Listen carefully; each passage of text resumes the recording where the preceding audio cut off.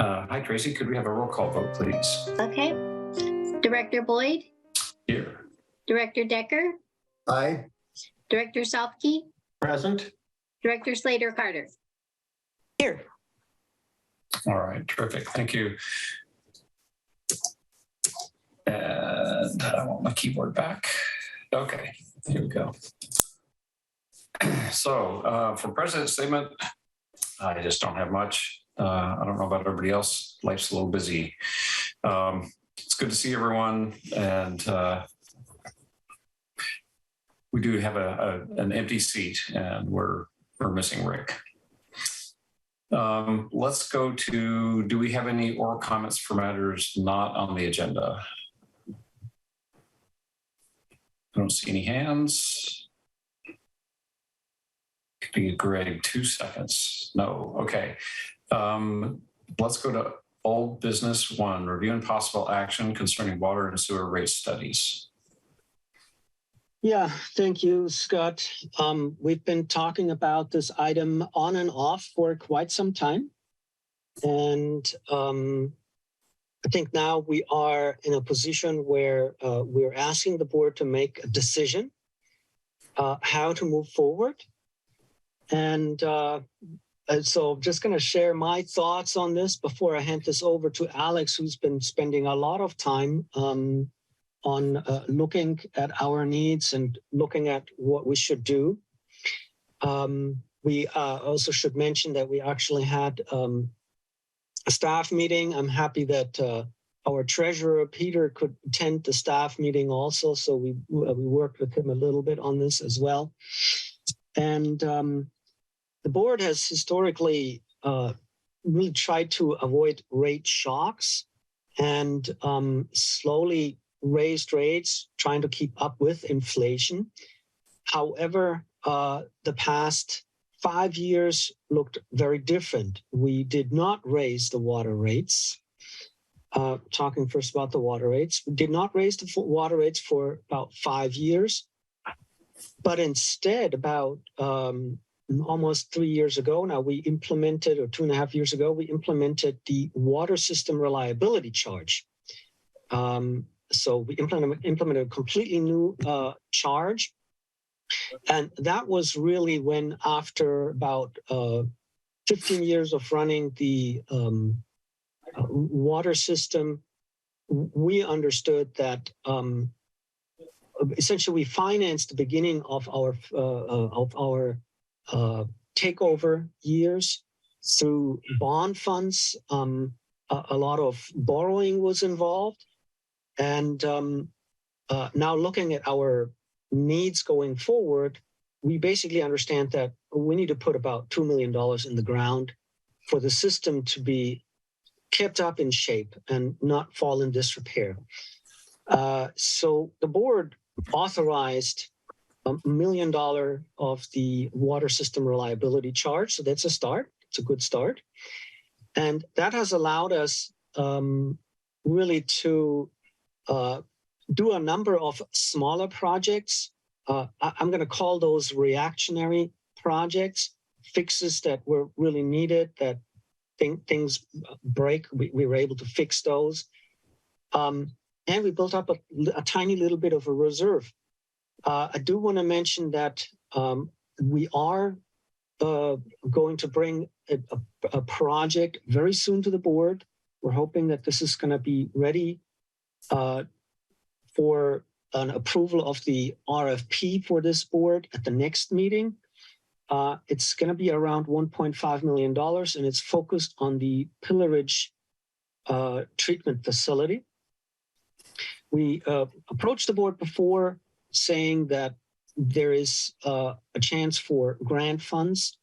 We're seeing now that that has basically fallen through. It's unrealistic to look at grant funds for this at this time.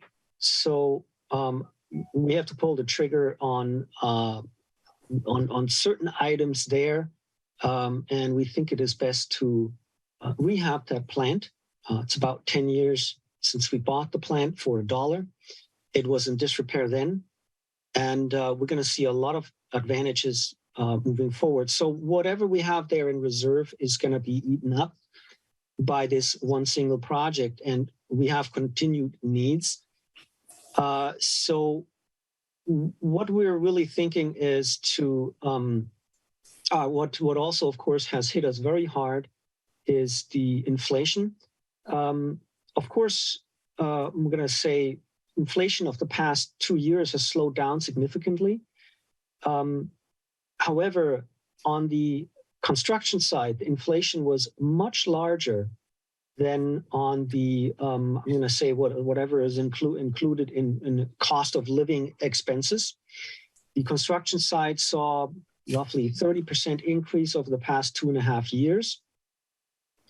And we definitely feel this on any project. Costs have increased. What also comes on top of that is really the supply chain issues are adding to costs, significantly to costs. So us not being able to purchase certain pumps means we have to rent equipment, borrow equipment. There's a lot of money that goes out that way. So our costs have unfortunately severely increased over the past really 5 years since we did not raise the water rates. On the sewer side, the needs are different, but unfortunately it doesn't look that much. We have severely increased the rates over the past, I'm going to say, I think it was about 5 years. Yes, since 5 years. We've really started raising the rates on the sewer side, and that has to do exclusively or mainly, I'm not going to say exclusively, mainly with infrastructure needs on the sewer authority mid-coast side. I'm going to say that clearly is deferred maintenance. If many of those projects that were needed or are needed at the sewer authority mid-coast side, we know since a long time that those are needed. If we would have implemented those 10 years ago, I'm going to say we would have seen huge cost reductions to what we have to do now. Unfortunately, the delay has not been created by this agency, but we have fought very hard to get these improvements into the ground, but we're not the only partners in the sewer authority mid-coast side, and didn't succeed. So now everybody has to pay the bill, and it starts really with a large expense of the failed inner-type pipeline system through the storm. So we see already $500,000 cost at the sewer authority mid-coast side for the initial repair. The rest of the pipe has to be replaced. The engineer's estimate has to be replaced, and the sewer authority mid-coast side is going out for an RFP on that. And the engineer's estimates that I have heard are between $12 and $16 million. So there's a lot of money that needs to be spent immediately within the next fiscal year. And this agency has to pay around 20% of that. So those are really the needs and reasons why we are looking at rate increases for both the water and sewer side. And I know I took a lot of what Alex is going to say away, but he's much more eloquent. So I hope he can. I'm going to hand it over to Alex now, and he can share what we discussed at the meeting, our conclusions, etc. Thank you, Alex. If you can take over from here. You bet. Yeah, thanks, Clemens, and nice to see everybody. I just have just a real brief summary presentation here. If I can find it in the background. What do we do? Share.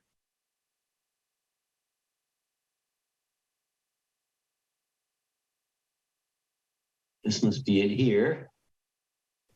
We can see it. There we go. Okay, yeah. I won't reiterate everything Clemens just said, but this is not meant to be an in-depth, presentation running through lots of numbers of stuff. But as Clemens said, we had a kind of a staff level meeting. that Peter Decker was able to join us, and Peter Medina, and we kind of walked through some numbers and came up with some draft recommendations that we want to run by the board. We also had Clemens and I had a call with Christine as well, talking about some rate issues on the water side, because your water rates haven't been, re-derived from the ground up for a number of years. So we're just kind of presenting kind of as an intermediary step, kind of what these recommendations, the big picture are, and wanted to get board feedback and plans to come back, in March with some, the concrete numbers and look for board direction to move ahead on stuff, is my understanding. Clemens already mentioned the background, costs have been rising. The CPI is up about 14% over the last couple of years. There's something called the California Construction Cost Index. That's up over 32% since July 2020. That's when the water system reliability charges went into place. But the Engineering News Record Construction Cost Index over that same period is up 15%. So, and these are just kind of generic baskets of construction goods. A lot of your work over time may be, future pipeline replacements, and pipelines have gone up by their own rate. That's not exactly reflected in these different measures, but you get the bottom line. Costs are up, construction costs are up, operating costs are up. Your current rates, don't support all the long-term funding needs, and particularly on the sewer side, there's a lot of funding needs at Sewer Authority Midcoast side. So the goal is, long-term, we know you need more rate increases, and you're going to need more over time. And so kind of what's being the issue for, I think, the board is, well, how quickly do we want to keep taking steps in the right direction, understanding that less rate increases now is going to, prevent you from addressing things as quickly as if you did more rate increases now. Less rate increases now equals more rate increases later, and vice versa. It doesn't mean you have to, do big rate increases overnight. You did that when you established the water system reliability charges, and you've done some substantial rate increases on your wastewater side over the last 5 years. But you do need to keep rates moving in the right direction. So what is being proposed on the water side is a 6% rate increase followed by 2 9% rate increases.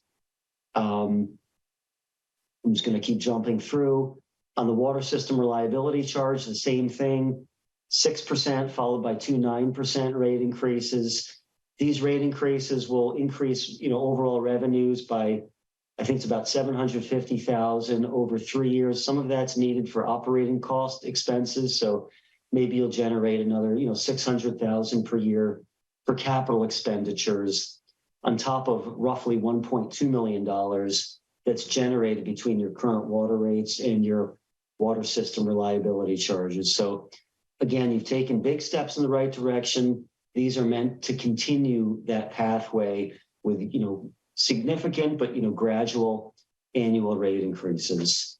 On the sewer side, same thing, Clemens mentioned, you got a lot of funding needs out there, not just that intertie pipeline, which might be, $15 million range that you pay a share of, but the whole treatment plant is, as with many treatment plants that were put in, after the Clean Water Act, it's just old, it's on its last legs, and is in need of major overhaul. And it was maybe about 5 years ago, the cost estimates were, from Dan Childs, I believe, was you're going to, independent recommendation was investing, $40 million over 5 to 10 years in that facility. And those costs have only increased over time. So you took good steps in the right direction. You need to take more, this is really up to the board's discretion how quickly you do this, but what's being proposed on the sewer side is 3 9%, which is right in line with what was proposed, when we did the last sewer rate analysis, going back 3 years, those 9% were meant to be, 3 steps on a longer time frame. So that's what's being reproposed again, right in line with what was done in the past. The other thing I mentioned was about the rate structure. Your sewer rate structure is fine. We re-updated that 5 years ago, and reallocated costs to the different types of wastewater classes. So there was some minor tweaks to realign the rates with cost of service. On the water side, there really hasn't been kind of an independent review of that, I think going back for over a decade or so. So our take was that your water rate structure is generally sound. It's a good rate structure, but it hasn't been updated in a long time. However, over that period, there's been a lot of legal cases regarding Prop 218 that have advanced the understanding of what your rates are supposed to do or not supposed to do. So we are recommending what I'll call some relatively minor adjustments to your water rates. I just wanted to go over those real briefly with the board. As a caveat to this, I'll mention 98% of your customers have the 3/4 inch meters, and another 1% are at 1 inch meters. So there's only 9 customers that have a larger meter sizes, and that's really where these rate adjustments have to deal with. So we're talking, it's going to impact 9 customers and maybe, some of the 22 customers with 1 inch meters.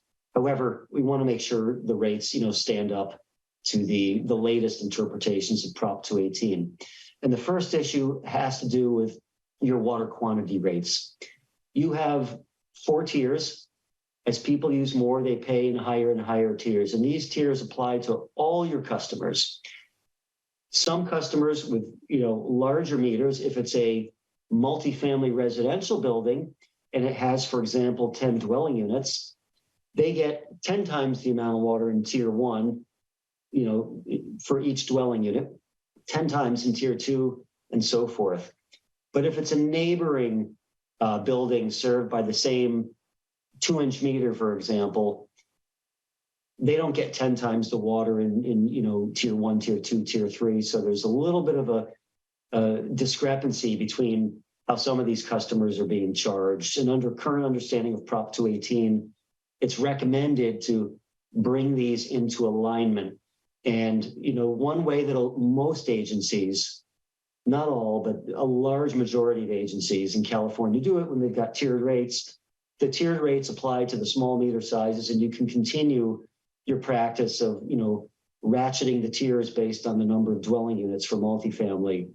But when it comes for the commercial meters with the larger meters, commercial customers with larger meters, they would pay a uniform rate for all their water service that's equal to the weighted average rate of those tiers. That way, if it's a school, for example, they're not buying almost all their water in tier 4 as they would, quickly work through those tiers. So this would affect a small number of customers, and it would mean these, larger commercial customers, they're not going to get the benefits of the lowest tiers, but they're also not going to pay more in the highest tiers. They would pay the weighted average rate. That's one issue. The second issue has to do with what I'll call the meter ratios. And what this has to do is when you have larger meter accounts, they pay higher fixed charges. And the fixed charge, the rationale there is that, larger meter puts more demand on the water system, requires more system capacity, and therefore should pay a fixed charge that's, more than the smallest meter size. Most agencies, again, and here there's not a single correct answer for doing this, but what most agencies in California use are the American Water Works Association meter capacity ratios, which have also been endorsed by the California Public Utility Commission on the private side.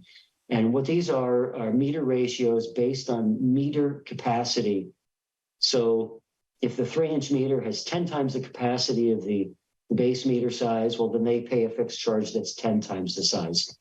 These American Water Works Association meter capacity ratios are embedded in the water system reliability charges that were, implemented a few years ago. But when we look at your regular water rates, they're not aligned with the AWWA, American Water Works Association meter capacity ratios.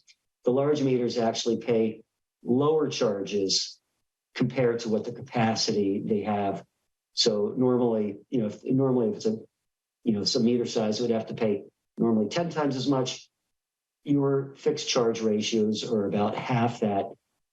You're not the only agency that does that, but it's more industry standard practice to align the fixed charges with the meter capacity ratios. So if both these things went through, it's kind of like a double edge. There's some benefits and some negatives for, again, a very small number of commercial customers with larger meters. On one hand, they'd be paying higher fixed charges based on their meter capacity. On the other hand, they would no longer be paying according to the tiers. So if they use a lot of water, they wouldn't be buying all their water at the top tier. Instead, they'd pay that uniform rate. So for, I think, a number of these customers, these changes would have some offsetting impacts. And that covers, we wanted to turn this back to the board for some give and take and hear what the board has to say about that and be here to respond to questions. But that's basically all I wanted to cover.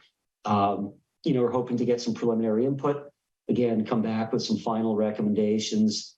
And at that time, look for the board's direction to move ahead with the 218 process, which requires the noticing and the 45-day waiting period before a public hearing that could occur in May. And there's more time in there if things need to get bumped back a little bit. We just want to make sure there's, you get your rates in place before the July 1 fiscal year, because that's when the sewer charges and the water system reliability charges go on the tax rolls. And that concludes. I'm going to stop the share here and turn it back over to the board. All right, thanks, Alex. Let's see, let's go in order of hands raised. Let's start with Greg, and then we'll go to Catherine, and then we'll go to Bill. Thank you, Scott. I'm disappointed that was a staff meeting and not a finance committee meeting I could have attended, but I'm married, so I've been ignored before. Perhaps that was intentional to not have me in on that discussion. Yes, rates need to go up, and I'm here to tell your ratepayers that's true. And I understand you don't want to shock them, and I appreciate your empathy there. But I want to just reiterate a few things that I have already put in writing. In my opinion, and I've prepared written articles on this, and some of you have seen them, the reserve guidelines in place at MWSD are insufficient. Of course, they're insufficient at every other public works agency, probably in the state and most of the country, except for Silicon Valley Clean Water, which has their act together. The water system reliability charge was half of what the projections show was needed. Don't forget that. Keep in mind, the district's been moving money back and forth between water and sewer reserves. So what I am recommending is that you do a 20-year integrated projection showing reserve balances growing or declining based on an aging of your asset inventory, your asset foundation. This is nothing hard to do. It could be done in a few hours. You already submit a spreadsheet every year to the accountants that has the assets, the depreciation, the estimated useful life. You can update it from field data if you want. And of course, SAM is the problem. At the NACWA conference, the National Association of Clean Water Agencies this week, guess what came up? Connection fees. And I've urged the board to consider connection fees because that is a major source of capital inflow. My recommendations for connection fees from 2019 were about $100,000 per connection, higher than what you were charging.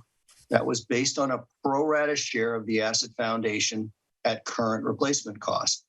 But I have not yet seen you do your own analysis of what your current replacement cost of your asset foundation is. You're facing perhaps another 100 connections in the next couple of years with some major projects coming. That $100,000 extra is $10 million in necessary reserves. I think you urgently need to look at those at the same time. And I would point out that Montara ratepayers have earned equity, which is unusual, by the bond payments they've been making for 20 years and the water system reliability charges. I feel a pro rata share is completely justifiable. So you've heard some of this before. I hope to see an analysis of your reserve requirements based on an aging of your asset inventory at SAM's coming soon to a meeting I can attend. Thank you. Thank you, Greg. Catherine?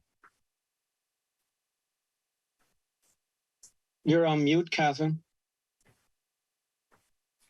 Thank you. I wanted to bring up a cost that you didn't mention, either Alex nor Clemens, and that is what we have spent on this stupid, insane, punitive, and selfish lawsuit, which is still going on. It is not only how much we have had to spend to defend our future rates of all of our ratepayers, but it is the additional costs that have been tied into the SAM improvements because of the inability to do the work that we needed to do. Meanwhile, inflation is moving up, and supply limitations are and product limitations are driving things even more to an inordinately high cost. And at the last SAM board meeting, we had several items on fixing the intertie pipeline that SAM owns that's in Montara. And Half Moon Bay told us why they shouldn't have to pay it, and then they voted to approve it, except that the paying under protest. And these are things that we need to be aware of, because this is going to make a difference. If the 3 Superior Court judges, if 2 of them vote against us, or all 3, it's going to slam this district with extraordinary costs. If they vote in favor, which Christine wrote a fabulous brief, and so I think we're going to come out okay on this. We've still lost the money, and we've still lost the time, and we've still lost cost savings due to inflation. And I just don't think we can be quiet about how terrible this has been for each and every one of our ratepayers. Looking at the SAM not final quarter, but mid-quarter, second quarter finances today, and Peter Decker joined the committee, which was great. It shows the necessity of the reserves. This storm that almost destroyed SAM has also done a whole lot of cost increases and overruns in the budget. And those are going to be coming up probably with a mid-year adjustment necessary. And we need to be looking at that.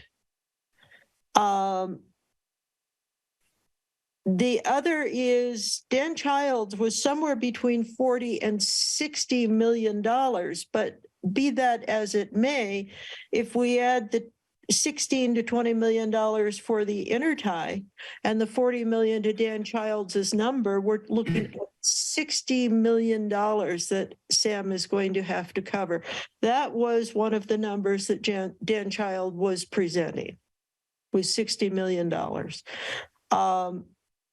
And the other thing that we are going to have to deal with, and this goes to Greg's comments about connection charges and even rates, is we have a Senate and a governor and an assembly in Sacramento who decided to pass SBs 9 and 10. Short version is SB 10 allows 10 units to go on any residential building site. And it doesn't have any guidance as to what the connection charges should be or the community charges should be for this extraordinary density that we're looking at. And I'd like to know, we've got to follow this because there's going to be a lot of lawsuits on it. But I'd like to have not just our regular connection fee. Our connection fees have been based on the projected growth numbers. over the life of the local coastal program planning periods. These can be outside the local coastal program.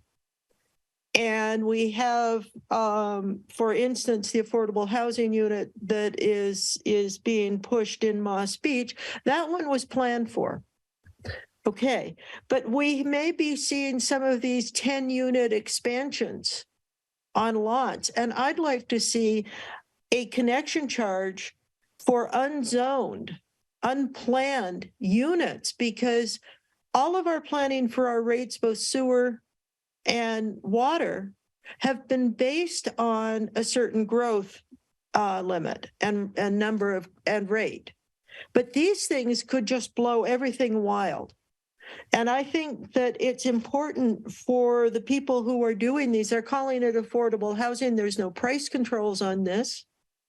So I think we need to be looking at a way to include all of the costs that a new unplanned unit would have to bear in the connection costs. Because the planned units and the older units here have all been paying those. They've been paying over time, but these new unplanned units haven't. And I think they need to buy in. Greg, we need to find the value of the whole system. And Greg and Alex and Peter Decker and Clemens can all do this. But look at the value of our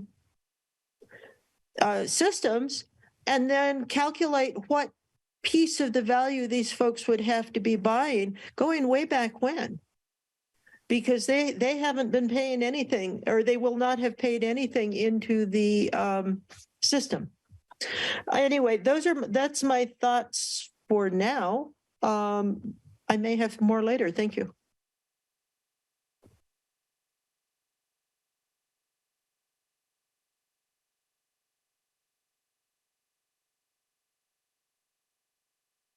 Scott, you're on mute. I'm sorry, you got me. Let's go to Bill. Thank you. Wow, I sort of raised my hand for one thing, and now there's two other really interesting things which have jumped in that remind me of the importance of what I'd really hope we can do anyway over the next few months. To Catherine's point about the subtlety of our plans of growth versus these new unplanned things which were thrown in. Exactly. This is the ability for us to set essentially the variety of kinds of rates: connection charges, water maintenance fees, per use rates, and then the flat fees. That's like 4 different numbers, I guess. Depends entirely on what we were expecting to happen versus what will happen versus what other people expect versus what we can convince them of. So that's one ingredient. Greg's point is in the same general category, that over the long term, our long-term needs are greater than any of the current short-term metrics would indicate. But insofar as both politicians and ratepayers often default to short-term views, we're going to need to make a very complete, comprehensive case about how long-term in general, and not just a whole set of separate line items which seem like they're stepping on each other, but the general point of unplanned things and raises of different kinds of inflation and construction and so forth.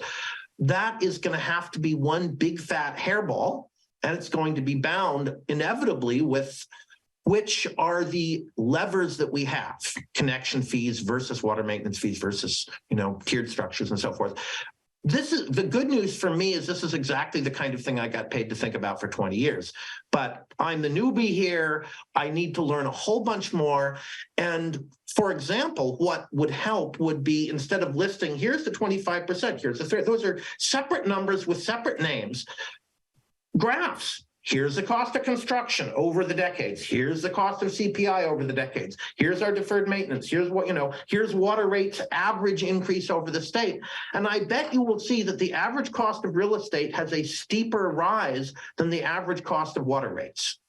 And that alone is saying that people are paying relatively less for water and sewer than they would. That's presuming that's the effect. I'm just kind of guessing at how these curves tend to go. But the sooner we can reduce it to a bunch of pictures that anyone could understand, the sooner we can show a diagram. Here, this little triangle in here is missing money that essentially we're going to have to make up for. So I'd love to be working on that over a few years, but I get the sense that tonight, all we need to understand is, do we raise the water rates themselves in this tiered fashion? And that seems like a specific short-term thing which can be done, even if we don't agree tonight to like these two other longer range and more grand questions. I hope that's a true statement, and I hope we can just make this decision without really having to worry about what Catherine said and what Greg said tonight, just because I'm a newbie and it makes life easier. The thing I wanted to ask about is that insofar as tonight, we're potentially committing not just to a 6, 9, and 9 rate increase, but to a particular commitment over the relation between the size of your water main and the nature of the population you serve versus whether you pay in a tiered structure or not. That kind of threshold decision often invokes quick reactions among people, whether they're thought through or not. And I'm wondering, since I haven't been on the ground that much, if anyone can tell me, are there any particular parties who object to this approach? You've said that there's balanced things and it seems reasonable, and I can understand that. But if there's any particular party or class of parties who objects to this kind of thing, the distinction between, pipe size and distribution as opposed to the numbers, I'd like to know now, just so I know, so I'm informed about what the decision is. But otherwise, those are my comments and my one question. All right, thank you, Bill. Let's go to Michelle. Hi. I just wanted to make sure that everybody understands. Lisa Ketchum was on the MCC meeting last week, and she did a fabulous presentation on land use on the coast side. What do you have to do basically to build something? And one of the questions that came up during the conversation, it's a good 45-minute conversation, well worth the watch, is that SB 9 and SB 10 are not applicable on the coast side, anywhere on the coast side, because we're in the coastal zone. And the California Coastal Commission's mission is not to create housing. Their mission is to make sure that people have access to the coast, and that's it. So you're lucky in that regard. And you can double check with Lisa. Thank you. Thanks, Michelle. I see Peter.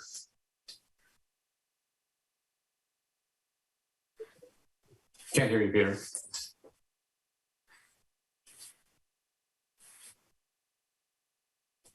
I think that we do this approach in steps. That's my proposal. I propose that we first go ahead with the proposal as suggested for the increase in the water rate and the sewage rates, and that we then proceed with, as Greg said and as Bill said, with a study of what inventory do we have, what should connection fees be, and how do we catch the lack of reserves that we have presently, to how do we convert that to a solid reserve. And what we do is in steps. This, what we suggest today, is only a step in the right direction. We need to make other steps in the right direction. And I think the opportunity of discussing a connection fee together would give us that opportunity. Thank you, Peter.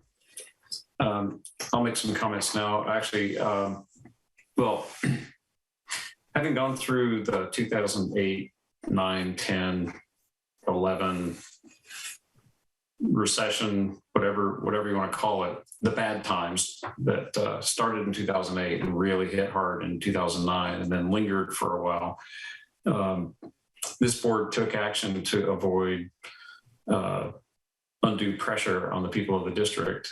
And I think our hearts were in the right place, but in retrospect, there were things that we put off doing that have only gotten substantially more expensive because we waited. And I think the fact of the matter is, and it's something we've known forever, PG&E, they raise rates as part of inflation. We don't get to negotiate with them about that. People that we buy pipe and lumber and couplings and motors from, all those costs are going up, and I think it's very concerning looking at the what we see in the various rates.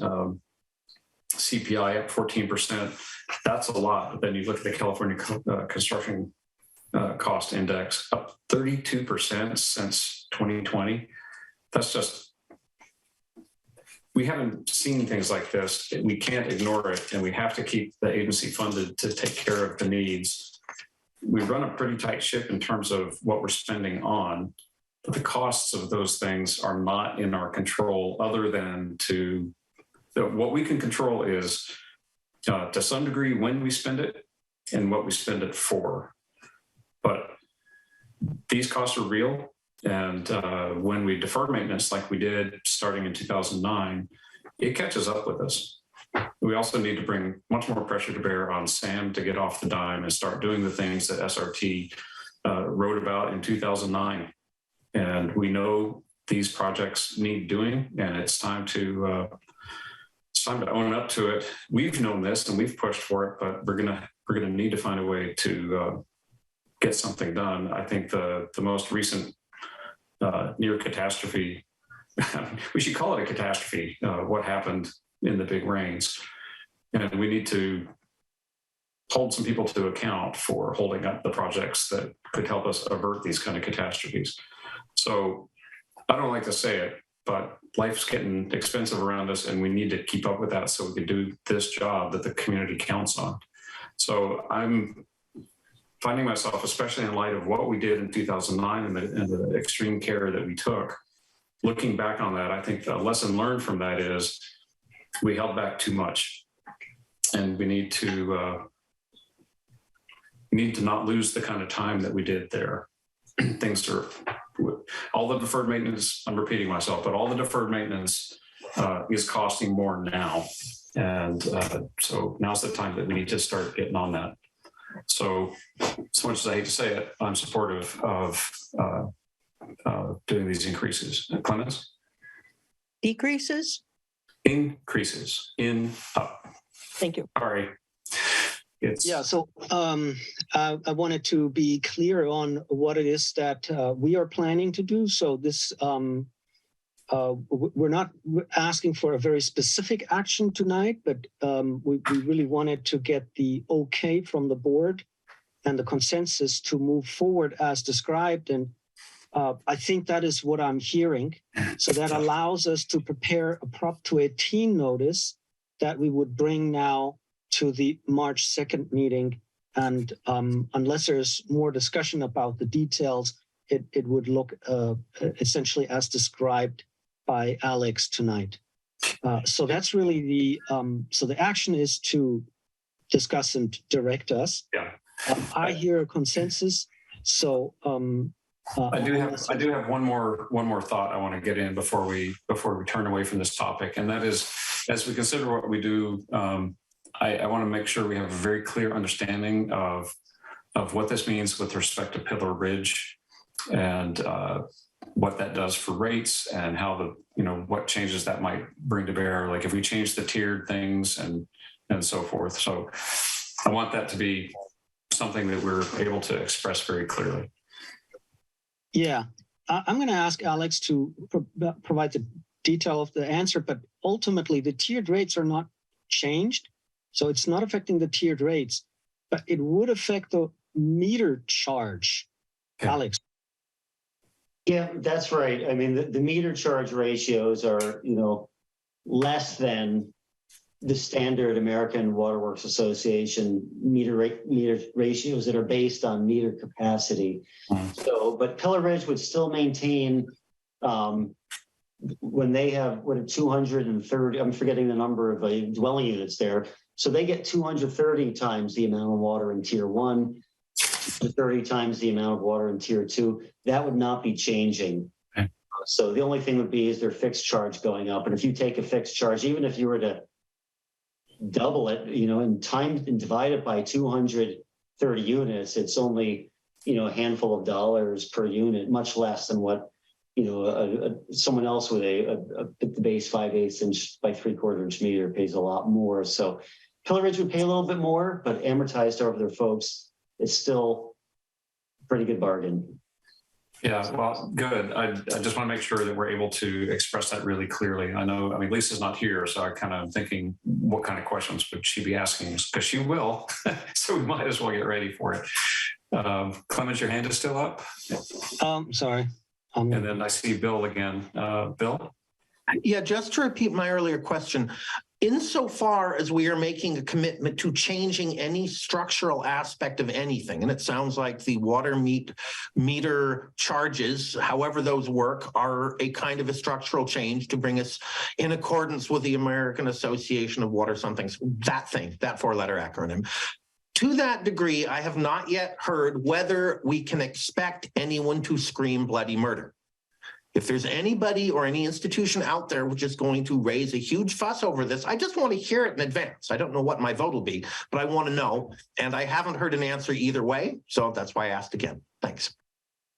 I think some of the people that you want to ask may not be here at the meeting, but I think you're talking about of our constituents. Now, I mean, I'm glad you're asking. We may have to go beat the bushes to try to get some answers that you're looking for, but honestly, Bill, that's, as board members, we can do lots of things to get those kind of answers. Stand at the post office and ask. That's one way. But it's not something you guys know, and I just don't happen to know yet. That's all I need to know. Well, I don't want to speak for all the different constituencies, and that's part of why I point to we actually have to turn to our community to ask those questions if we really want to have solid answers. We can have our understanding and our opinions. Catherine? The people who have protested in the past have been those folks who are on thin ice with their current bills and who are struggling to meet the ever increasing bills that cover everything in everyday life. We have a number of those people. We also have some people who don't want to pay more just on the general idea that water should be free or something. And we have people who will not necessarily understand all of the dynamics that are involved in this. And Bill, I love your ideas on diagramming this for folks. So it's a picture is quicker to understand than 1,000 words. And that's absolutely the truth. And that's why we have Allison here tonight. She's very good at taking what we get very complex and simplifying it for folks. But I agree. I think that graphics are probably the best way to do it. That's the way we did it when we were buying the water company, and we did all kinds of graphics about what the water rate was going to be versus what it would be if we bought it. And we never ever promised to reduce the water rates. We did promise to invest all the money that came into the water district on the water district. And indeed, that's what we have done. But I think just showing folks the cost of construction, people aren't aware of that. Most people don't do construction on their house. And the kinds of costs, they don't run around in Home Depot looking at how copper has gone from 2 cents a foot to for copper pipe to $1 a foot. Or as Tanya was saying, my goodness, the costs on the pipeline repair that Sam needs to do in Montara. When I started working on this stuff, it was like $100 a linear foot to put in new pipe. Now I think we're up close to 700, Tanya, or 1,000, depending. That's right. So people don't understand that, and I think we do need to make it visually clear for folks too. So thank you for your idea, Bill. But generally, folks are not happy about it because they are trying to make ends meet in so many different ways. Peter. Bill, I think we got a good idea of how many people don't like an increase when we implemented the water reliability charge? And Clemens can tell you exactly how many people came to us and say, hey, this constitutes for us a 50% increase in the rate. And that is very high. And we have from Clemens a good idea how many people came to the office, physically showed up to protest the increase, and how many people sent a letter or an email or phoned in and said, we don't like the increase. The way that I remember is that the number of people who protested was minimal. But of course, we want to make an increase reasonable overall. And therefore, we are very aware that people are on thin ice. And we want to protect those people and know that there are quite a number of them here. But on the other hand, an increase is coming sooner or later, and it's better to spread it over time and start implementing it now than wait until the time comes that we are millions of dollars short of what we should have in reserve.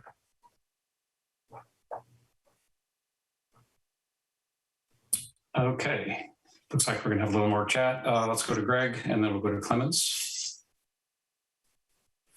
I want to acknowledge that the concerns about steep rate increases are very real and likely going to bind what you're going to be able to do. That's just the real world. But I think if you do the analysis I'm recommending, you can quantify for everybody just how much financial risk we're taking by not getting to where we hope to be.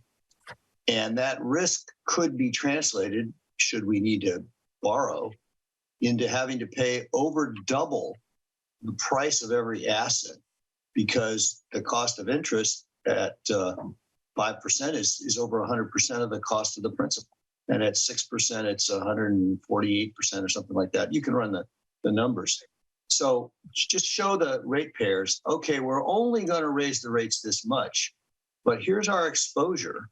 And the risk is we might end up borrowing, and that really has a big increase in cost. So, I mean, I understand the reality, but I think you do nobody any favor by hiding the truth from them, even if you don't raise all the rates to what the math says you should. Thanks. I wanted to just comment a little bit more on what Peter was saying in reaction to Bill's query, and want to be specific that with the implementation of the water system reliability charge, we've seen actually quite a number of protests. It was, of course, it was way below the number of required protests to stop the Prop 218. But we definitely saw a high number, and I don't recall exactly how many it was, but it was over 100 protest letters that we received. In normal circumstances, for rate increases like we've done for Recology recently in December, or even something that we're planning on right now, don't expect the number of protests to be high. However, there is going to be a lot of discussion essentially that reaches our staff. So our staff has to respond to a lot of queries about why did the rates increase and so on. The good news is, I'm going to say we had a lot of discussions during the water system reliability charge increase, which was a way higher increase than anything that we're planning on right now, and had a very good dialogue with folks that were critical about it. And I think we definitely were able to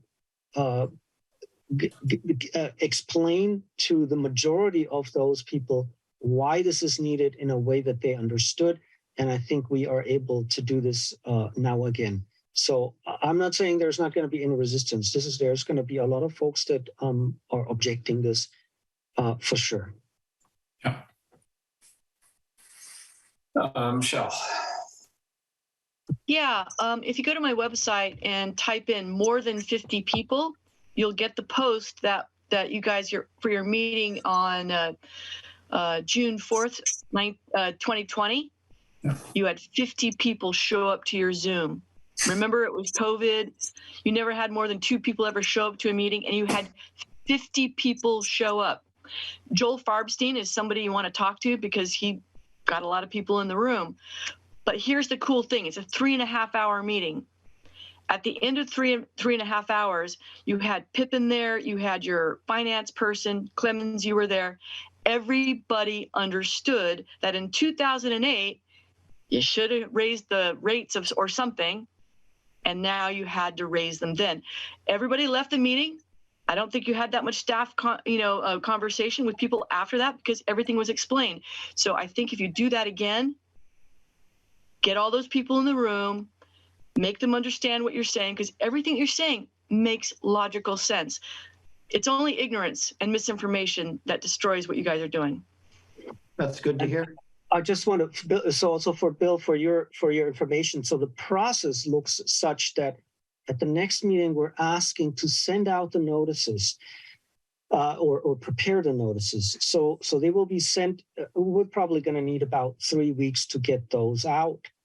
And that's really then the time. And we're going to essentially specify a meeting in May where everybody can come and share their thoughts with us. And that is really the meeting that we have to prepare for. And that is the meeting where we're going to see a higher attendance.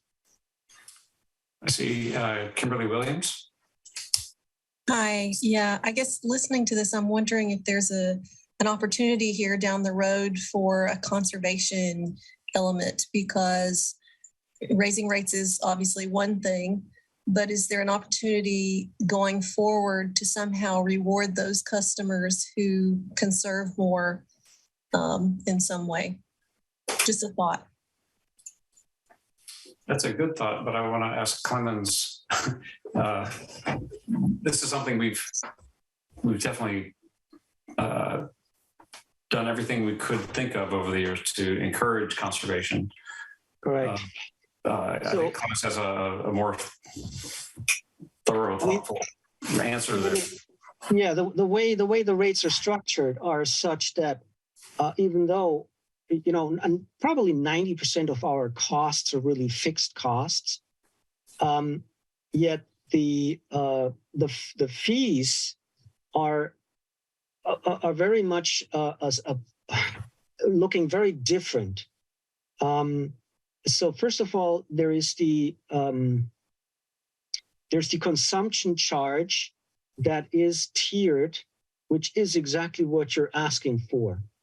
So the first 6 units are significantly cheaper than anything after that. So you can call that essentially a lifeline. And that allows folks to, really make the decision to not water outdoors, to, put low flow fixtures in. And that is really the way how you get away, even with a 4-person household, to stay within the 6 units. Additionally, so the fixed component, the meter charge, and the volumetric component, the split there is 70-30. So meaning it's much more emphasis on the volumetric charge. And that is what I'm comparing to the 90% fixed cost that we really have, or 95% fixed cost. So there is a lot of emphasis on conservation, and that is in place. I also want to say that we have a program we established with the implementation of the water system reliability charge, a program that essentially anyone who qualifies for the PG&E care rate does get a discount, a credit to their account each year. So for the folks that are really hard hit, we implemented essentially something that gives them a break. And I hope I answered your question, Kimberly. Perfectly, very clearly. And I have one other question of curiosity, and that is that the customers who complain the most loudly, is there a correlation between higher water usage for those customers? I'm going to be honest, I can't answer that question at this time. I quite frankly, I don't go and look at their water usage. I just, answer their questions. Fair enough. Thank you. Yeah, we certainly get people who get large bills get very concerned, and they'll express those concerns. But they bring them to staff, and often find out there's something wrong that can be addressed. There was a leak or something, and I know that staff regularly works with folks to get on top of those things. That's true. I mean, we definitely get calls. The majority of calls that we get are from high water users that are concerned. And that's true also on the sewer side, because of course, the sewer service charge is based on water usage. So, the folks that are concerned and are complaining about their high bills often don't understand that it is tied to high water usage. Catherine made mention, Kimberly, of some folks who, are typically in a fixed income situation. So it's easy to think of retirees or other people in a fixed or low income situation. Certainly anyone who's unemployed. Our community always has people who are working hard to make ends meet, or if they're old and retired, and they may not have a way to bring in additional income. So over the years, we've heard from a number of folks, and we're always mindful that there's differing levels of ability to respond to increasing costs depending on where people are in their economic situation, and part of our job is to be mindful of that. Thank you for your questions. Okay, so staff, we've offered some direction. Is that good for now? Yeah, so it's my understanding that we are working on Prop 218 that we're going to bring to the board for approval on March 2nd. And it's pretty much the conditions that Alex laid out today. Okay. All right, well, I see Alex. Alex, you're on mute. Yeah, I don't want to take anyone's time talking, but there was just a few quick points I wanted to make, if that's okay. Because there's been some very good questions raised, and I just want to push back on some narratives that are being pushed out there. Just real quick, great questions when you, as Bill mentioned, when you're making a change in the rate structure, there's winners and losers. And sometimes the people who feel that, they might have been giving a break for many years, but now you're going to charge them their equivalent rate. To them, it feels unfair. Well, why is my charge going up more than somebody else's? And you do get that. I've done this with many agencies where we're adjusting their fixed charges. And sometimes there is some pushback from some of the larger customers who feel their charge is going up, but a lot of times there's not. So you may get a few of those customers. You don't have many of them, right? So it's very few, but you probably will, but you have good justification for what you're doing to be able to explain it. Two, really reemphasize what Peter Decker said. These are steps on a longer term path. And what we find is the best way of doing this is not, doing these big rate spikes every so often, but it's the steady gradual increases. Even if there is a little bit of political pain with each of those steps, it's a lot less political pain than folks who try to do nothing and dig themselves a big hole and have to, go through the roof. You are going to get pushback. Your rates are not on the low side by any stretch of the imagination. They're on the higher side compared to a lot of other agencies in San Mateo County. And you probably will get a lot of folks who are on fixed incomes are going to make their voices heard. The next thing, what you have done in the past, I just want to commend your district. I've worked with, at least 150 districts around the state and been at countless public hearings. And what you have done as a community, when you invite the people in who aren't happy, who might not know all the details, you listen to them, you encourage them to participate, you address their concerns and give them time. And that's playing the long game. I work with some other agencies. Okay, your 2 minutes is up, sir. Please shut up. We're going to get the next person. They don't address the concerns, but you as a community has done this very well. So anyone who's participated in these calls has seen that the board, you are the community as well. You were elected to make these tough decisions, and they could hear the thinking that goes through. And at the end of the day, they might not like it, but they begrudgingly understand it and accept it. So you've done a great job. Kudos to the district there. Regarding bonds, yes, bonds and other types of financing result in interest costs on top of repaying the principal. But keep in mind that those are future dollars. When an agency borrows, it's at tax exempt municipal bond rates. All your current debt is currently in like the 2% to 3% range. A lot of it, right around 2%, some of it even less than 2%. So it's less than the inflation rate. So in gross dollar terms, yeah, the interest is going to, double the cost of a project potentially at current bond rates, which would be around 4%, a little over 4%. But in real dollar terms, sometimes it's a real advantage for some communities to use borrowing to spread costs over time so they could get more projects done in the near term, because the project costs are also escalating. The third thing is you also have access to low cost sources of funding that you've actively gone after in the past and been successful in getting. There's various state and federal funding programs that offer subsidized interest rates, again, that are even lower, substantially lower than the normal tax exempt municipal bond rate. So don't say debt financing is always evil. It's not appropriate when you have ongoing costs. Those are generally best to do on a pay-as-you-go basis. But if you got a spike in capital needs, like spending $60 million at the wastewater treatment plant, odds are they're going to go after state revolving fund loan, and hopefully they'll get it. And you'll have a 2% interest rate for a 30-year loan, which will save everyone. It's like getting grant funding.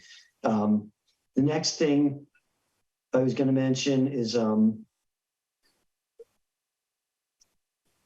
anyway, I lost track of anything, but that's all. I want to push back that this board has been neglecting its needs and we haven't been addressing. No agency in the world is fully funding all its necessary replacements, but you, like many other agencies out there, I think over the last 5 years have been extremely proactive in doing rate increases that would be many agencies would find uncomfortable doing to try to get the revenues, take some big steps in the right direction, both on the sewer side and on the water side. So I will say, as an outside independent consultant, you have taken very big steps in the right direction. You're doing the right thing. And I think you're doing the right thing by keeping looking at this and looking long-term and moving things in the right direction. So please don't think that you're doing something wrong and neglecting things. You're doing a very good job on many fronts. From my perspective, seeing many agencies, including many in San Mateo County, in action. I'll leave it at that. All right, thank you, Alex. I would add one small comment. I can't say we were comfortable doing those things. The necessity has been the driver. So, all right, let's go to the next item. Review and possible action concerning changes to AB 361 and the transition to in-person meetings. Yeah, thank you. I think so. We had actually these discussions up already twice, and I'm looking here for my notes. I'm just gonna say that we're professionals at providing safe drinking water. We're providing clean. We're good at cleaning up sewage, and there's a direct correlation to now providing clean air and a safe meeting space going forward. So I think we're gonna take a leadership role here. And I had a meeting with Scott and Bill about this, and work with staff right now on the implementation of what we discussed there. Just gonna summarize a little bit of what we're trying to do. We have a very, our meeting space is somewhat confined. And we had a high number of people in this room in the past.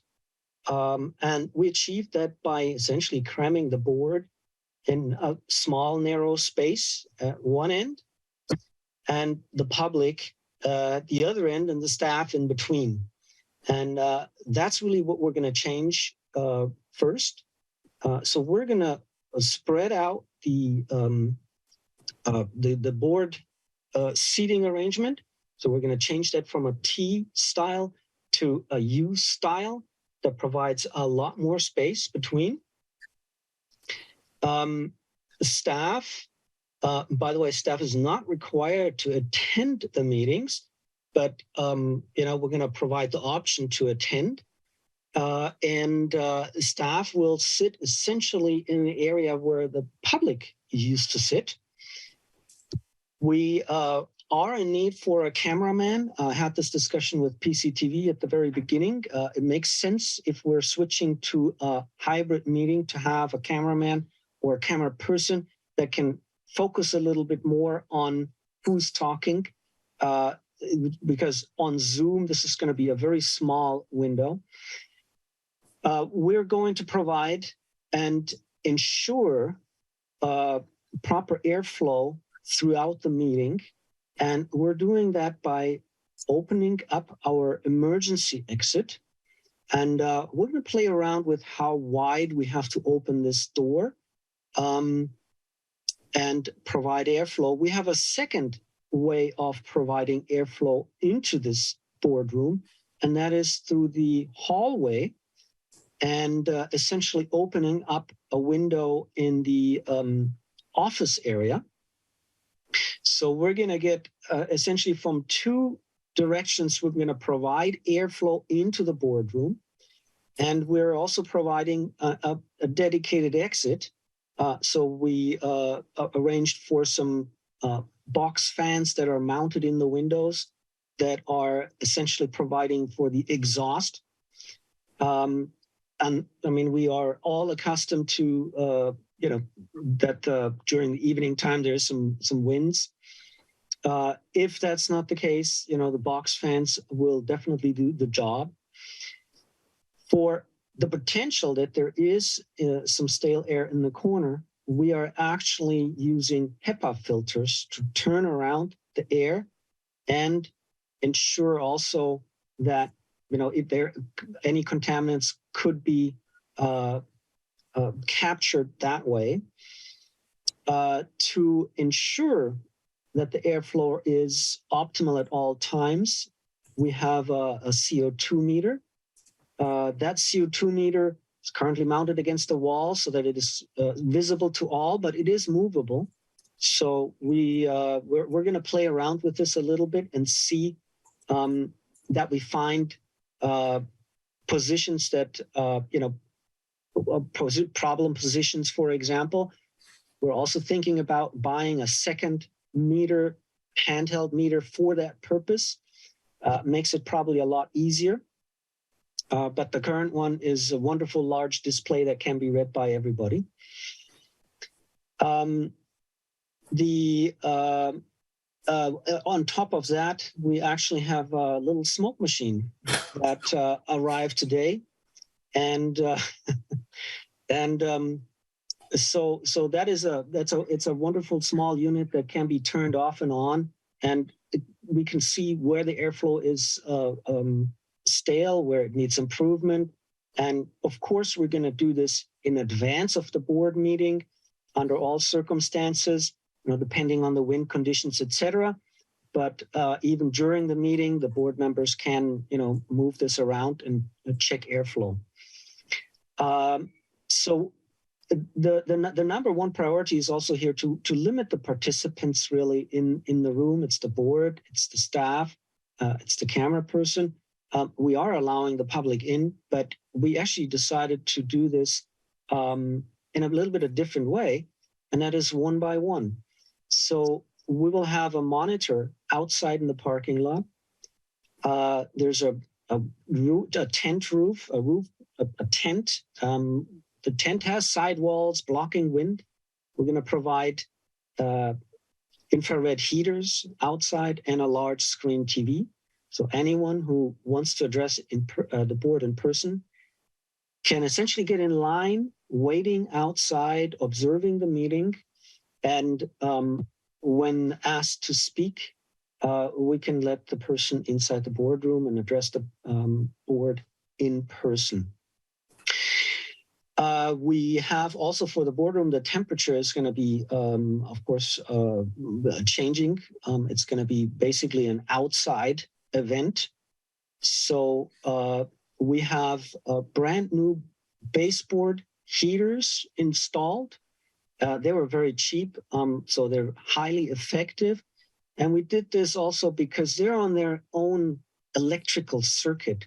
So that allows us to crank those up at all times.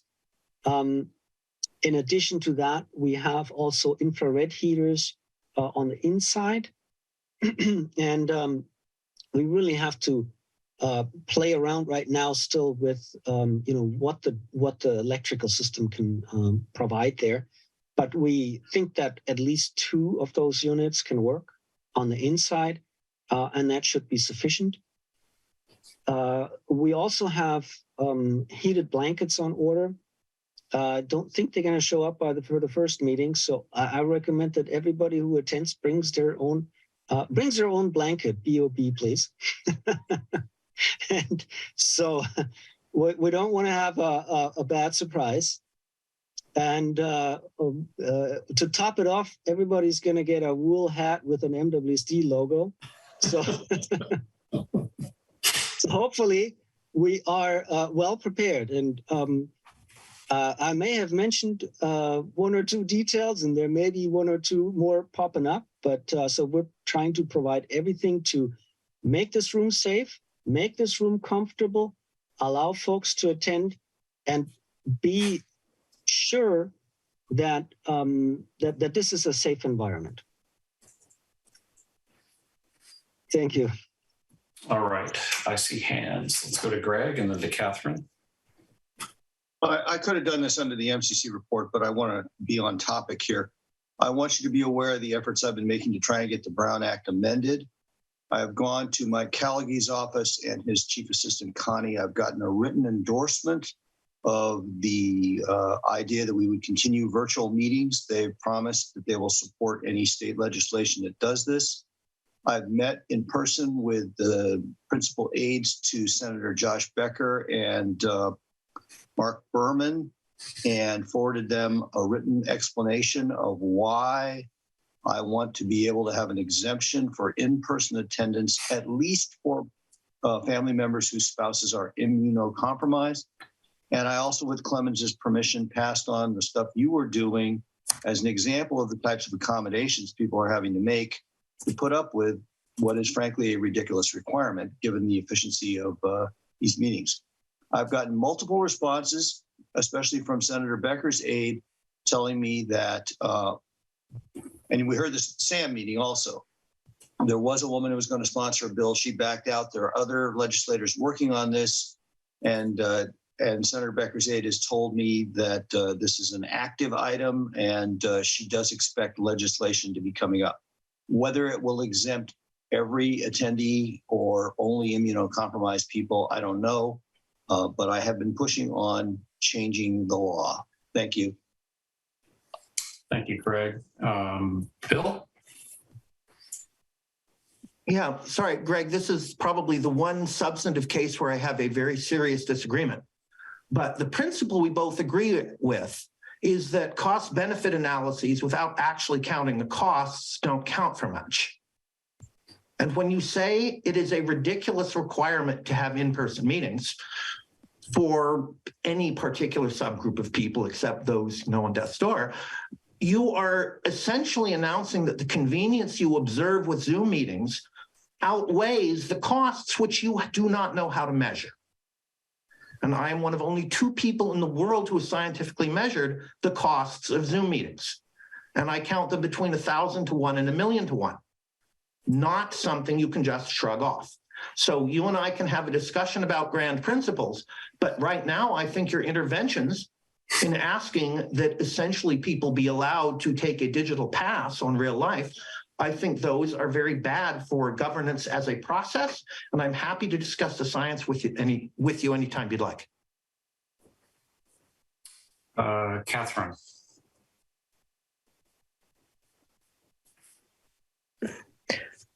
Here I am. I'm trying to get video too. There we go. I want to make sure that we can have our standing committees and our ad hoc committees on Zoom so that people can participate easily. And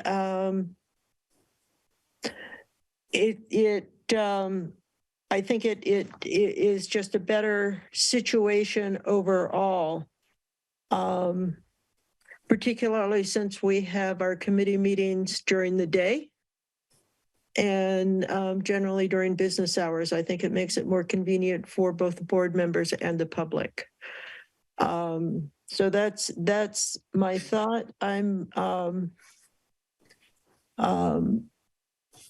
Yeah, that's my basic thought. I want to thank Clemens and the team for some innovative ideas. I'm impressed. And I look forward to dressing in my Russian winter clothing to come to the board meeting in Montara. There may not be much. You may only see my eyes. Who knows? I'm a Pacific kind of person. I like warmer climates. So, but we are doing what we can given our circumstances, and I think in the long run, public health is an important consideration. Thank you. Thank you, Catherine. Kimberly? Thank you, Scott. I appreciate what Catherine just said, and I understand where Bill is coming from, but I would just like to respond that with two things. I work for an organization that in which I work with a lot of award-winning scientists. And on my board of directors, there are 15 of these people, internationally recognized scientists, and they still are not ready to meet in person. So that's one thing. The second thing is, I have a mother who has metastatic breast cancer. And I also have an autoimmune condition. And the risk is very high for me to come to an enclosed space with a lot of people who may or may not know that they've been exposed to COVID. And so maybe for someone like you, this is a very low risk. And I understand the statistics. But when you're faced with the possibility that the consequences of those, are consequences that you will have to deal with and no one else, that raises the stakes quite a bit. And I have been through circumstances where I have been incapacitated by illness for several years. And I'm not ready to risk a long COVID to go through that again and lose more time from my life or to endanger my mother. So I think to have compassion and consider people with these kinds of circumstances is important. Thank you. Thank you, Kimberly. Of course. Clemens? Yeah, I hope I was clear enough that there is a Zoom option for the public and for anyone. And the way we're doing this is we mounted a large screen TV inside the boardroom that allows every board member to see the Zoom meeting live and directly. We discourage the board members to log on to Zoom directly. That's going to create a lot of issues, particularly with the sound system. And I understand that there's a mute button, but if that's not adhered to, there can be significant interruptions and problems. So we really discourage folks from logging onto the Zoom meeting. We want everybody to be in the boardroom and look at the screen, what's happening there if need be. And I also want to just mention that, Montara always, how do I say it? We approach things a little bit different. And if you look at the furniture in our boardroom, those I'm going to just say they're used. There's a interesting history to all of this, but we have seldom bought furniture for our staff and district and boardroom, and we're doing the same thing right now. So there were tables that, are essentially donated. Let's see, we can upgrade this at one point. One of our operators provided us with a large screen TV that, he's not using. So we're trying to do this, as cheap as possible. Yeah, I want to thank Clemens and the staff and Bill for working together to pull together as you heard, a potpourri of elements to make this possible. I do want to speak to the issue of hybrid meetings for the public. Of course, I think we're all pretty much committed to doing the hybrid meetings because it does increase participation, especially for people who have the kind of concerns that Kimberly expressed. And Kimberly, I thank you for sharing that. That's not everyone would be willing to share, and so I really respect that you did. But one last point to Greg's point. I don't want to count out people like Greg from participating in an elected or appointed role. And he shares these concerns. And so I believe a good bit of what he's after in reaching out to these legislators is to make provision for people with concerns where were the concerns not addressed, it might count them out of public service altogether. And I think that would be a tremendous loss. Bill? Yes, just to clarify, I'm not against compassion and certainly not against the kind of local adaptation and hybrid meeting we're talking about. But Greg said he's trying to rewrite state law. And I think if you're trying to rewrite state law, you should actually add some science into it. He's been running away from the science I've been trying to tell him for months, and it really does matter. But that's it. I'm not talking about doing anything differently in our place. No, this isn't a place for personal disagreement. So thank you, Clemens, for the report and for all the hard work. We'll look forward to, this isn't going to have some of the other amenities that we might expect in a ski resort, I take it. So we'll just have to, everybody remember first meeting, if you need it, bring your own blanket. And the Long underwear stands for blanket, blankets. right? I just want to be clear on that. And make sure that you have hot chocolate. Okay. Or tea for those of us who can't have sugar. It's the hot chocolate would make a mess of my mask. So I don't know. All right, we've got more on the agenda. There's a straw. Hot chocolate through a straw. I've tried that. It's really, really quite treacherous. Who likes cold hot chocolate? Anyway. Next, we have the executive summary of the mid-year budget versus actual.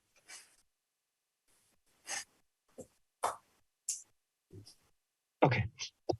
So each year we present this item. It's actually Peter who puts all of this together and is talking us through this. And this is really the look at how accurate did we budget, or in other words, where did we see expenditures that are higher or maybe lower, or is there a different, maybe the cash flow is throwing us off sometimes. So that's really the look at how are we doing mid-year. And it's also kind of the start of the budget season. With that, I'm just going to hand it over to Peter, and maybe you can walk us through what we're seeing in our financial statements, 6 months financial statements, Peter. Thank you. Thank you for stopping before you stole all my thunder. You stole all the keywords already, but if you don't mind, I'm going to share my screen. But I mean, that's exactly it. This report, the mid-year report that we're about to go over, really is kind of the kickoff to our budget season. We've already begun the process in earnest, but kind of seeing how we performed through the midway point is important, and you'll see in the stat report, there is the executive summary, which kind of goes over the major impact items. But I'm going to kind of walk through kind of the format that you guys are all, for the most part, pretty it's a consistent report, so you guys know what you're looking at, except for Director Sofke. So this will be new for you. So please, by all means, ask questions. I said I'm happy to go over in detail either in the meeting or offline. But yes, with that, I will begin my share screen.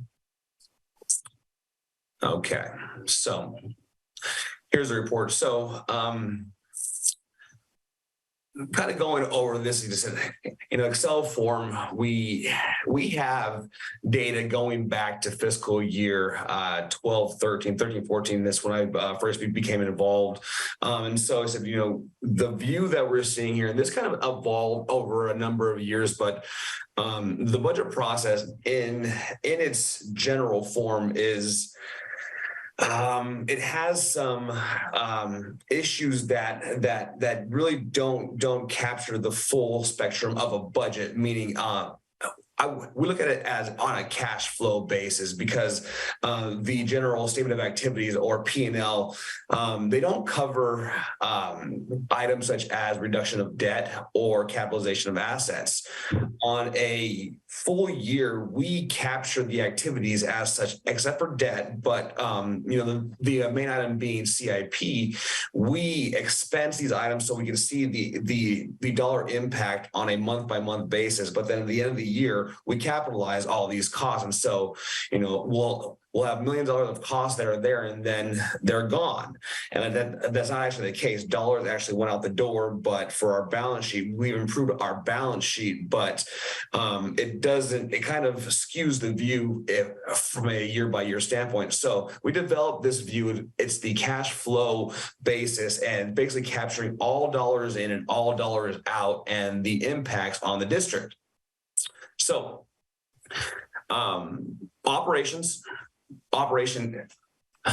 income in, and so we're going to start with sewer. And so we're not going to take too long on this. I said you guys have all seen this before, but really kind of what we're looking for here is basically 50% as best we can. We start this budget process in about February, March, April of the year before. So 9 months down the road, okay, how are we actually doing? And in most parts, and in most years, we've done pretty well. There are some years, of course, that something unexpected happens, but we deal with that as we go. The major impact items from our operations standpoint are always going to be our personnel costs and our professional services. So we have them all laid out here. And in the back, we show the lineup roll as far as the full detail. This is the summary view. I think is a little bit more digestible for folks. But kind of said, once again, we're looking for 50% here. And I said, we know we don't have it. Okay.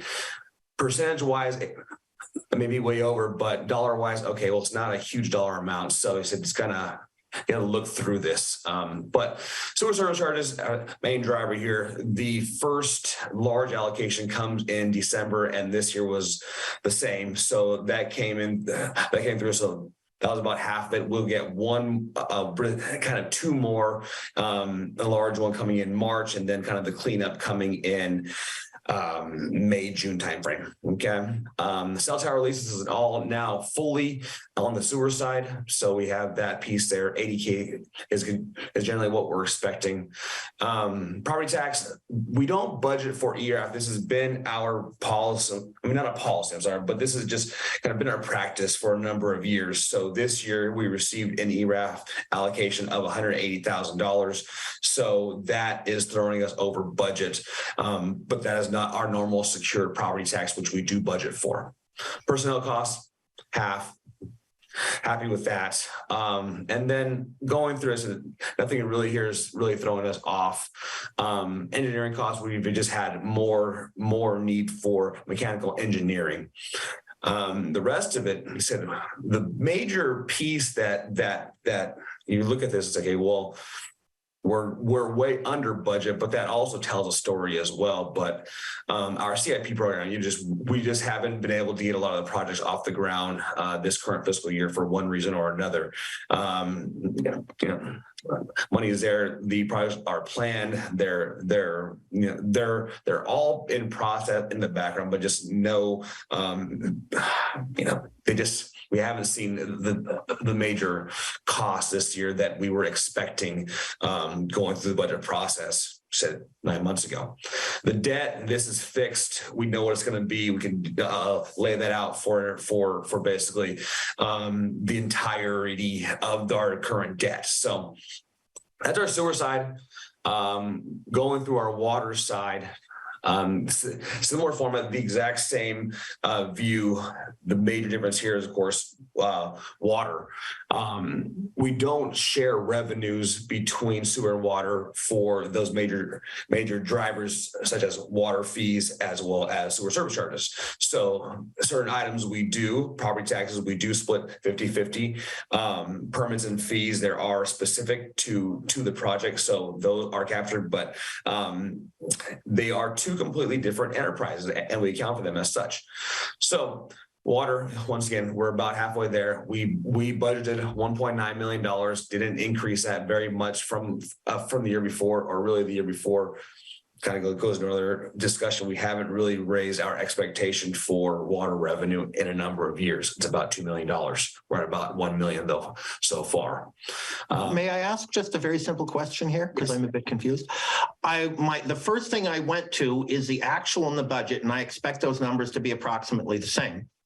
But over the last few minutes, it really seems as if the actual tends to be about half as much as the budget, which makes me wonder, does the budget stand for a whole year and the actual is only the 6 months revenue or something? There's something very big that I don't understand, I think. Sorry for not explaining that better. Yes, we are showing the full budget and then the half year actuals. Do we have to do it that way? No. By all means. Well, this is our mid-year review, and so we're about halfway through, and some of the things are spread out evenly across the year, and other things come in at different times. No, but in terms of the questions, I hope to never have any of you ask a question and have my response be, well, this is the way we've always done it. So by all means, that type of input is welcomed, and we can discuss the merits of why we do it this way and the rationale for possibly changing and the pros and cons. It's in my mind, it's data. We account for things the same way, which we have said, but I don't want that to change at all, because then that's going to really impact our ability to compare to previous years. So the display of what we're discussing, yeah, that's one matter. The how we do things, okay, well, that's going to be something more of a, well, I don't know. In terms of, are you asking me why we do it this way? Well, roughly, a better reason for a better display, I'd be happy to talk to you about it. The broad category is that, in general, if you're trying to look backward to compare with a format which has been in use for a long time, like blood pressure cuffs, it's an old, ancient format, but it works because people have been doing it for hundreds of years-ish. But if you're trying to communicate things clearly to the public, the same way that we want to make our cases about capital investment, it helps to compare apples to apples and not half apples to full apples. So yes, those who understand these budgets understand why some of them are supposed to be half and some are supposed to be 100%. But it would be much easier for the world at large to understand things if every column was designed to equal. So we budget for half a year, actual for half a year, side by side.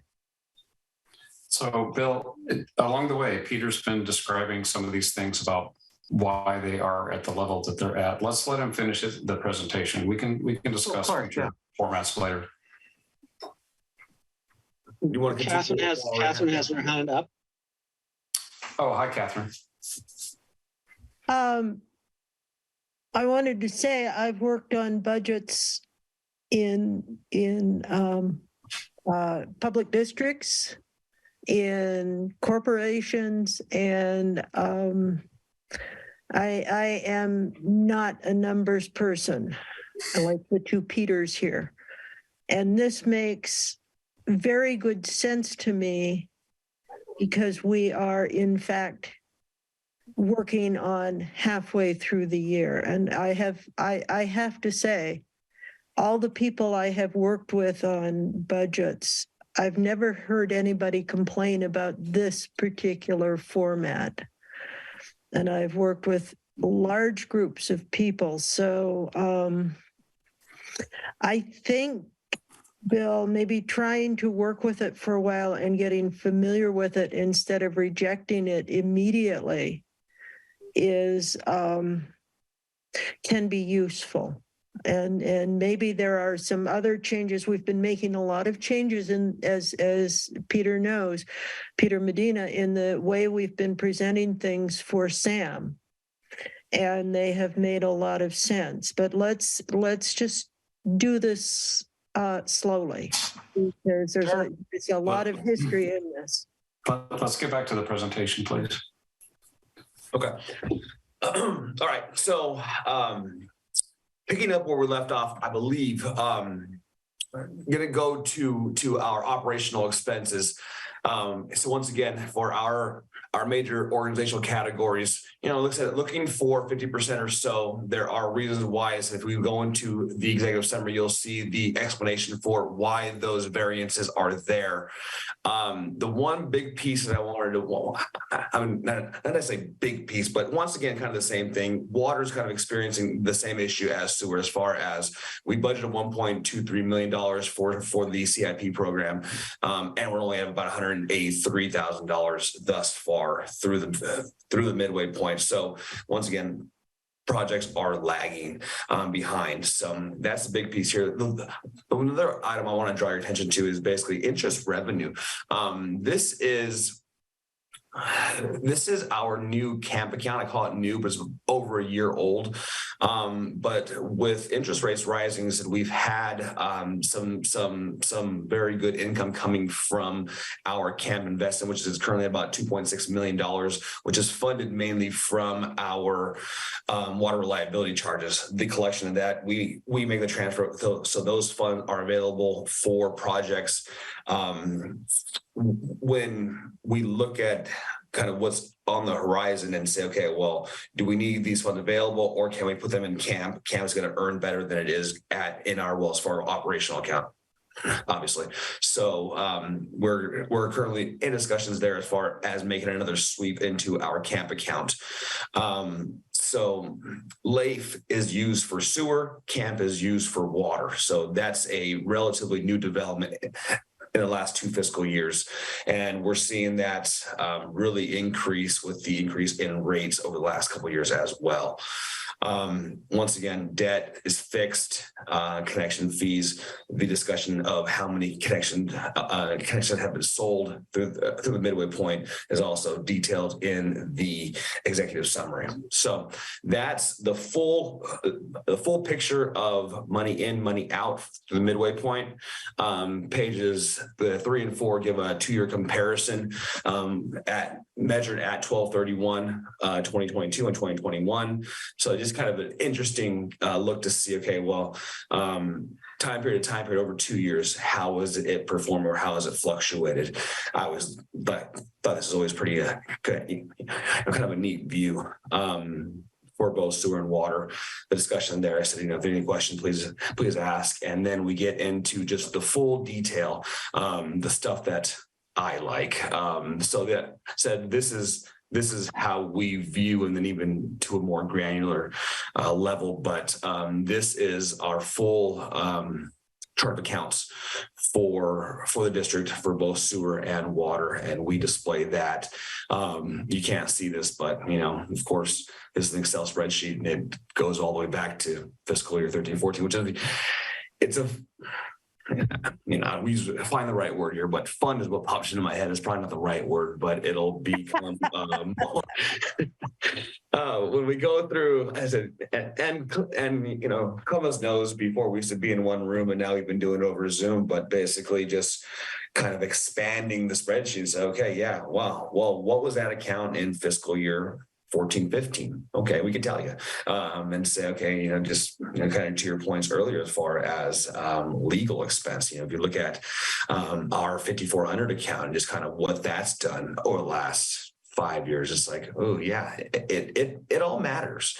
And we capture it, and it's you guys review it on a monthly basis, and annually it's audited. And it's just it's the discussion is always going for, just with our rate discussion. Yes. That's all important as far as building what we have, but, also to, knowing that we're tracking it properly and accurately is also very important, which obviously you guys know, but, and, it all goes hand in hand is what I'm really trying to say. So once again, all the detail, and then I give the roll-ups here as far as what the accounts are in the detail sheets that roll up into our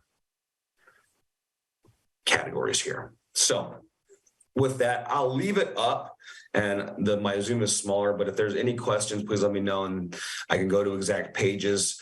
If there's specific questions on either specific accounts or groupings, by all means, ask away. Okay, let me just mention to start that everything that Peter's been showing is in the packet. And if you don't have that, you can download that from the website. All right, do we have questions or comments? Not seeing any hands raised. Peter, you may be the one enjoying this the most of us all here. But this is part of why we like working with you. You dive into this stuff pretty deep. Well, thank you for the presentation. That is, it's really good to see. We haven't always done the mid-year. I think that's something. I don't remember when we started doing it, but no, you're right. No, the mid-year is kind of the new one. And it was really more so, I was saying 4 or 5 years ago, as far as, hey, we're starting the budget process. We have, and kind of the frustrating part, it's lined up well with our previous fiscal year end budget versus actual, as compared with audited financial statements. That's always the neat one to say, okay, now that this has been audited, how do we actually stack up to last year? I know that's looking at that point, pretty far in the past 6 months, but it's always just kind of neat to see. Okay, well, after all said and done with the inclusion of audit adjustments, how do we do? But it all kind of just led into timing wise these various presentations. This year we don't have that because our audit process has been delayed, not on our end, but just because of matters that are out of our control.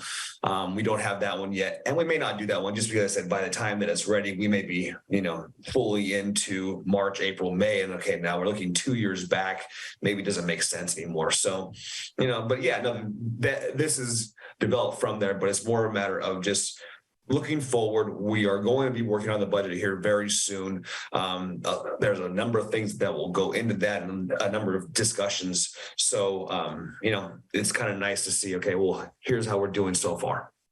Yeah, it's a good checkpoint activity, and I really appreciate bringing in the board and the public to get a view into that. I think and I really like that you point out that this really informs our budget planning activity, because if things aren't going the way we thought a year ago when we set the budget, good to see it, and good to share that with everybody.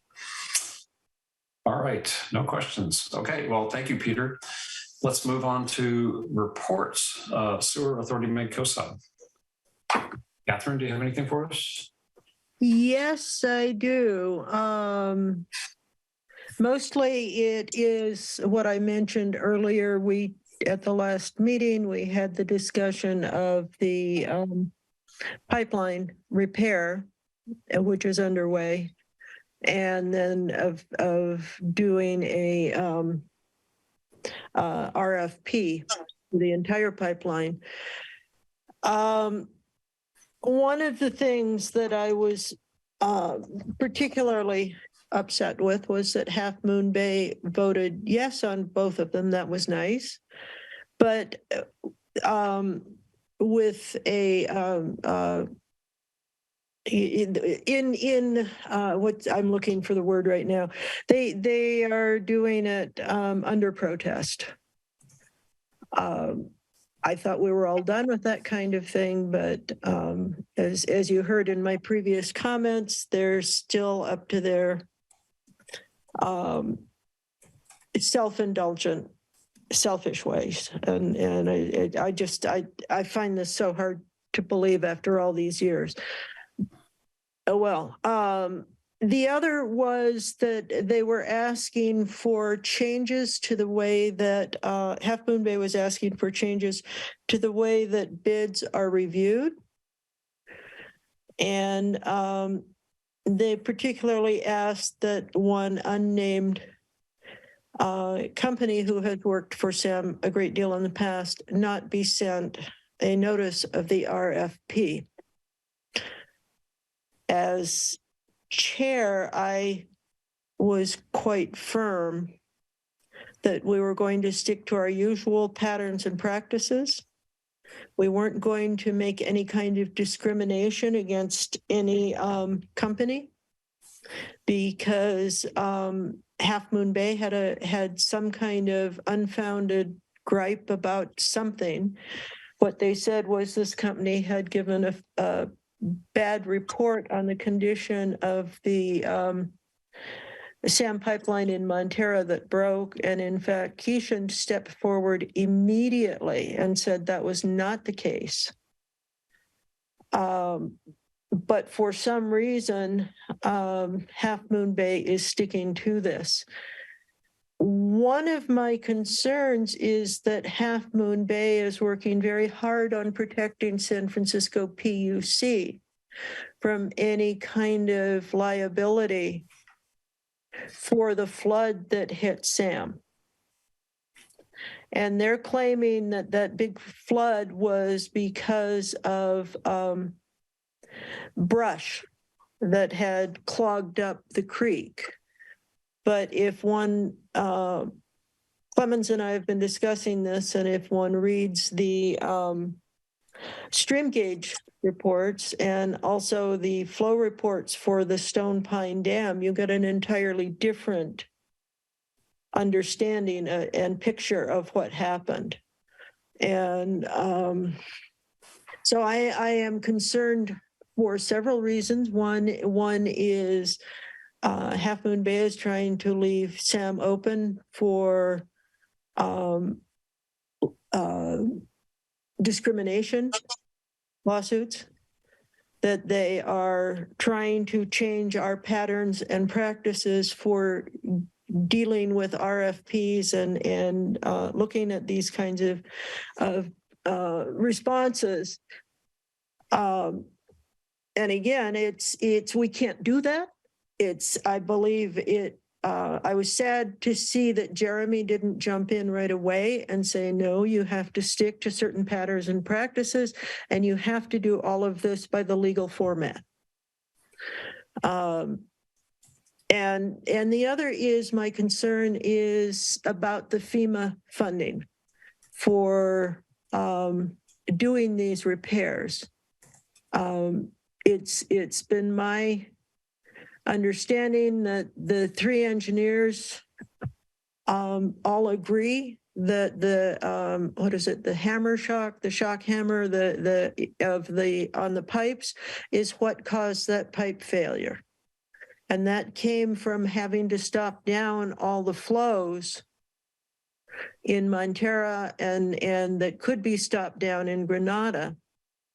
And it created problems of physical stresses on the pipes and caused them to break. And I believe it should be part of the FEMA claim, that all of that damage and all of those spills should be part of that request. I did say at the SAM board meeting that Half Moon Bay has for decades refused to put in any stormwater flow controls on their own side. And they are also very much on the record of having reduced the recommended 600,000 gallons of needed stormwater flow for Montara and Granada. And as a result, we only have 400, and that could have been part of the problem as well. But that's where we left it. We're working, we have a finance report for those, or a finance committee meeting on the 22nd at 1:30. If anybody wants to sit in on that meeting, please join us. It's always interesting, and you can see what up through December 31st, what the pre-storm cost SAM to begin with, and I have asked for some rough estimates, some snapshots, nothing calculated, just some ideas, so we will understand what the first week of January ran SAM in terms of financing, and extra costs and so on, so that we can start getting used to the idea that there's some major bills coming for SAM, and it may take us a while to find out the full extent of the damage that happened. Thank you, Catherine. Bill? I hope this is a very minor thing, but as you describe watching the stream gauge reports or flow meters or whatever they are, I imagine that if it were possible to take those spreadsheet numbers and put them on a graph, you could see the pulses in release here and the pulses in damage time by time. Looking at a graph like that, seeing the spikes line up, it's hard to disagree with causality once you can see the numbers in a visual form. That's my hope. Bill, you're a very logical person. That graph was produced by SAM. It was given to the public. It was given to all the board members. But political arguments are not based on logic. They're based on ego and money. Okay, but anyway, I'd love to see the graph, then I'd know what they're disagreeing with, and it will seem ever more nonsensical. Well, Catherine, It's on my website. Is that Greg. part of the SAM report? I mean, pardon me. I already wrote an article. I already wrote an article about this, Bill. I'll show you the graphs. Okay. All right. Mid-Coast Community Council, Greg, would you care to do the honors? Yeah, if you don't mind, I'm going to take a little bit of time here. I want to follow up on Catherine. The best part of the SAM meeting to me was when the Half Moon Bay city engineer spoke after my comments. And I don't know if you picked up on the subtleties there.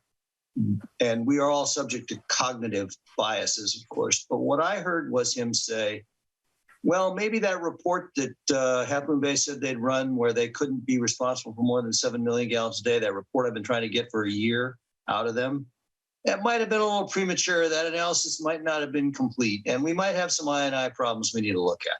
So look at the comments made right after my speaking at that meeting. I found that fascinating. I also pointed out the 100-fold increase in the storm flow. And I pointed out that there was 11.5 million gallons a day coming through the plant without any flow from the IPS, just a few hours after the storm and the river had gone down, and that the maximum daily flow at the plant is 9 million gallons a day. So we were over the maximum daily capacity of the plant rate, not just on the hourly peak, which was over the top, but the actual sustained flow after that. Mm-hmm. So there's more coming on this topic. I think there's an article. Who has the flow reports from the Stone Pine Dam? Somebody just mentioned if you look at the Stone Pine Dam flow reports, who's got that? Oh, Greg, I promised you I'd find them again. I found them and didn't make a link for them, and so I'll find it for you. Okay. Is there a written report on the hammer shock effect on the IPS? Not that I know of. Yeah. It's the under discussion in various places. All right. I would love to have some testimony on that before I write an article. Let me just run through some MCC stuff, by the way. I think this was actually described in the 2015 SRT report. Was it 2015? I believe so. I may be able to send that to you. That would be excellent. Thank you. Back to normal stuff. You know, Ray Mueller has announced this Coastside Resilient Infrastructure Strategic Plan, CRISP. He's got somebody at the county who's going to own this problem and be a person responsible. The MCC has identified a half a dozen infrastructure issues, and I'm going to try and enlist community members to do work in preparing analyses. And I don't want to wait for some final report. I want to ship out to Ray things that are actionable as soon as we know them and to weigh in. I view the stormwater situation and its effect on sewer as one of those. I've been doing work with people on the East Coast trying to identify what stormwater standards are used where. I'm finding alarming gaps and in the science behind the engineering we do and in what constitutes design storms. And I'm also hearing stories that I can't share under confidentiality about how inadequate we're doing out here in our county. I'm also working with a guy named Leo Gomez, who I believe, Scott, you know, on an internet or connectivity report he's drafted. I contacted him a couple of months ago, and he and his people did a fantastic job. They surveyed like 20 locations for connectivity speeds from Montara through Half Moon Bay, put together a 24-page report. And I just suggested to Leo that he share it with Scott before we release it in case Scott has any comments. But I do want to pass that on to Ray and make proposals. Again, it's FEMA related. It has to do with that state program to have a broader internet connectivity in rural areas. I want to get that moving. And then I guess finally, we're going to be selecting additional members for the MCC on the meeting of Wednesday, the 22nd of February. I've published a deadline for people to fill out an application of February 20th, which is Monday. And I hope we will soon be adding qualified and insightful people to the MCC to fill the 2 vacancies we have. We're also going to appoint an alternate. I've cleared this with the county council in case somebody has to step away because the in-person attendance requirements of the Brown Act do not get an exemption, as I'm requesting. Then we would have an alternate person more rapidly available than waiting 2 months. And that's it for me. Any questions?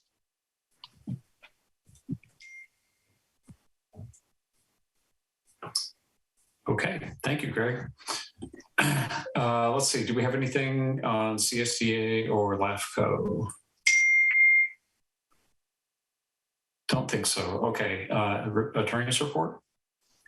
No report, but I would like to just state for the minutes that we do have an item on the closed session agenda that Director Slater-Carter will be recusing herself from due to her conflict of interest, and that is the 770 Hart Street real property item.